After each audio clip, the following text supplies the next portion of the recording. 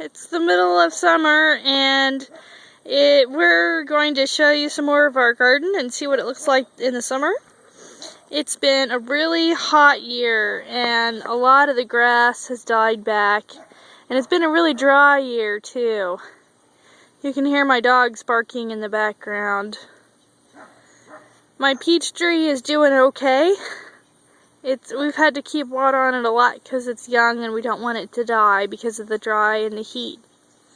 In fact, we've had a sprinkler going to water the garden, and the only place where there's grass is where the sprinkler has been.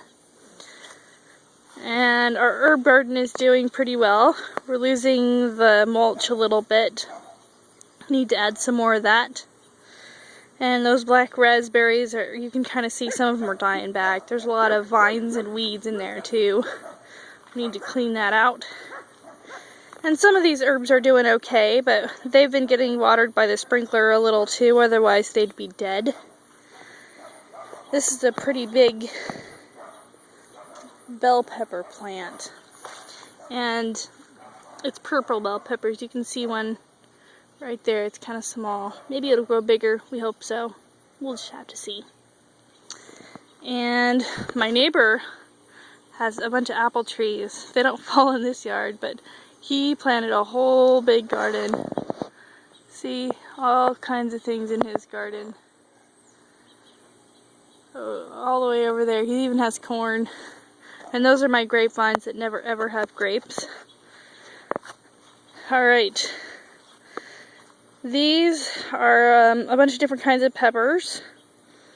Tomatillo plants. They really haven't borne any fruit yet because I think it's just been too dry. Here you can see these are Anaheims. They're green. There's a red one in there. Maybe you can see the color a little better. There. And these are Serranos.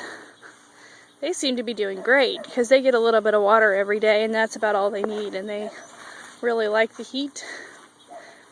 And you can see this is where I have the broccolis and carrots planted together, and some more carrots next to it. And I've been digging some up.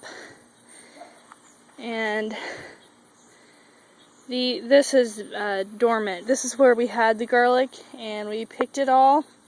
And there's some Swiss chard in there still that needs to be cut back because it's way too bitter. But we're going to clean out the weeds and probably plant some more carrots in there for winter, because if we plant them now, they will grow throughout the winter, and we can probably have them all winter or in the spring. They take about 100 days to mature. This is a cantaloupe. And there's a pretty good sized cantaloupe melon right here. That's going to be a cantaloupe. Hopefully within the next week or two it will be ready. And we've had lots of tomatoes this year. These are Romas, and they're the small paste tomatoes that don't get as juicy. And they have a problem. Maybe we can see what it is here. Because you'll see, you can just kind of start to see it on there. This is a full-sized one, and it gets something called blossom end rot. It's a condition, not a disease. And it gets a big black spot on there, and it tastes really weird. This one actually looks like it's a lot healthier. It's probably because we've gotten just a little bit more rain recently. But the Romas, because of that, have not been doing very well. And these are eggplants. Here's an eggplant. They had a little bit of issues because of the heat too. They weren't setting on fruit right away. Because we had 100-degree weather in June, when they're supposed to be setting on fruit, and so it took them a long time to do that. And I did not put cages on my tomatoes this year. It's kind of an experiment to see how they do. It's been hot and dry enough that they don't get a fungus that sometimes hurts tomatoes, and that's why normally people like to keep them off the ground, but this year it's been so hot we haven't had to worry about it. Interplanted with the tomatoes are basil, right there. And there's some carrots in there too, but they take a lot longer to mature, so we might see those carrots in the winter. And the nice thing that's been about the carrots this year is because it's just so hot, nothing can survive out of the ground, but the carrots survive because they're in the ground. I don't know what you know about basil, but when it starts to bloom like this, you pick it off, and that way it'll keep producing more leaves.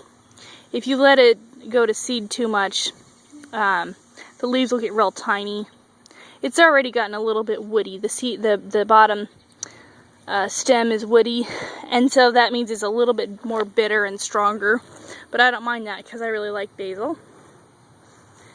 And in here we've got, it looks like a bunch of weeds, but it's actually a watermelon plant. And there it is. There's our watermelon. It's another thing that didn't set on fruit as well because of the heat. And this is a great big horseradish plant. Oops. Sorry, I dropped it. I got it from Grammy and planted it last year, and I'm not really sure when I'm supposed to harvest it, but you harvest the root and you grate it for horseradish. And I planted some more peppers here because I knew they would get a lot of sun. And you can see there's a great big Anaheim pepper right there.